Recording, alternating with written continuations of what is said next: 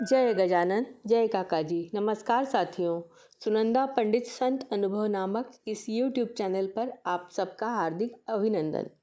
इससे पूर्व कि मैं अनुभव साझा करूं, आपसे नम्र विनंती है कि पसंद आने पर वीडियो को YouTube पर लाइक करें, शेयर करें, चैनल को सब्सक्राइब करें, बेल आइकॉन अवश्य दबाएं जिससे नए वीडियो के नोटिफिकेशंस आपको मिलते रहें। आप भी अपना कोई अनुभव हमें बताना चाहें तो मुझे व्हाट्सएप नंबर 7024604960 पर लिख भेजें।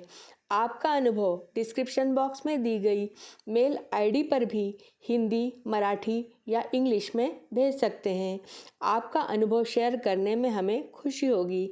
तो चलिए आज के अनुभव की शुरुआत करते हैं।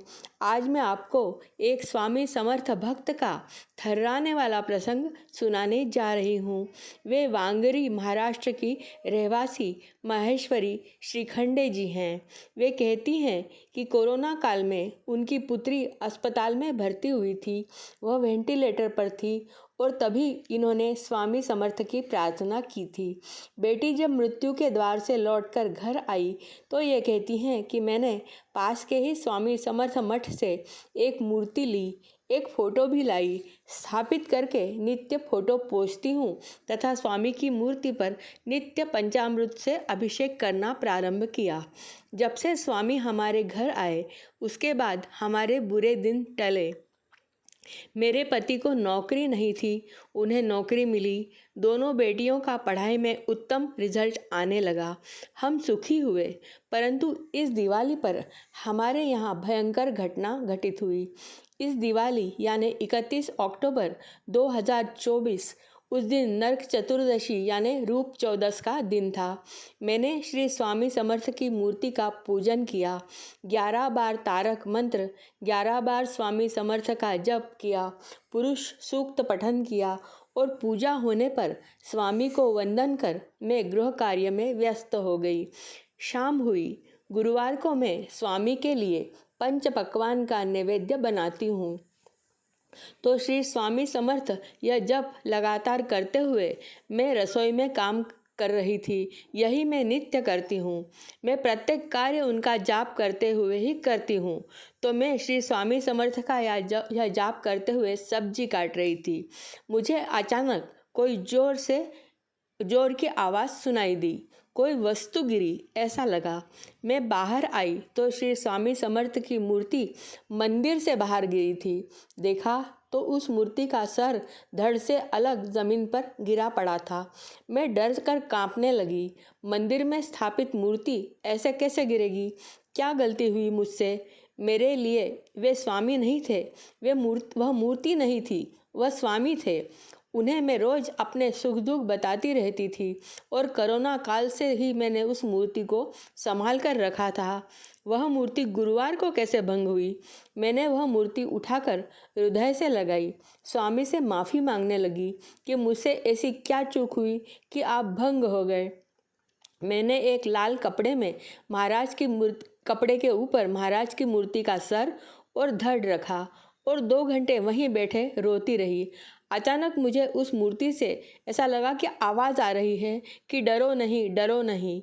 मुझे लगा आवाज़ का आभास हो रहा है। उसके 15 मिनट बाद मुझे घर में शंख की ध्वनि सुनाई देने लगी। मैं घबराई तो थी ही, पर इन आवाज़ों को सुनकर मुझे आश्चर्य भी हो रहा था। तभी मेरी बेटी घर आई। उसने भी यह सब सुना। मुझे रोते देख वह मुझे समझाने लगी और तभी अचानक हमारा ध्यान उस भग्न मूर्ति की ओर गया तो देखा कि मैंने लाल कपड़े में जो मूर्ति रखी थी वह अपने स्थान से बहुत आगे आ गई थी। ये क्या हो रहा है? हम दोनों ही भयभीत होकर देख रहे थे। मैंने उठकर हमारे परिचित एक पंडित जी हैं, उन्हें फ़ोन किया। वे बोले, मूर्ति लाल कपड़े में रखी है तो उसे बांध कर रखो और कल उसे जल में विसर्जित कर देना। मैंने वैसा ही किया, उस मूर्ति को लाल कपड़े में बांध दिया।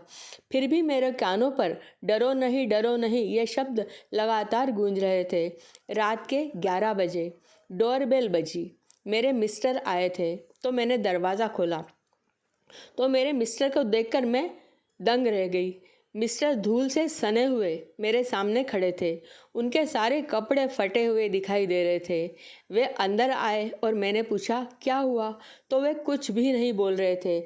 हम उन्हें अस्पताल लेकर गए। वहाँ डॉक्टर ने चेक किया, उनसे पूछा, तब वे बोले आज एक टैंकर ने टक्कर मारी और उसके नीचे 4 बाइक्स आ गई। उसमें से सारे लोग वहीं मर गए। मुझे भी टक्कर लगी पर मैं अकेला बचा। कैसे बचा पता नहीं।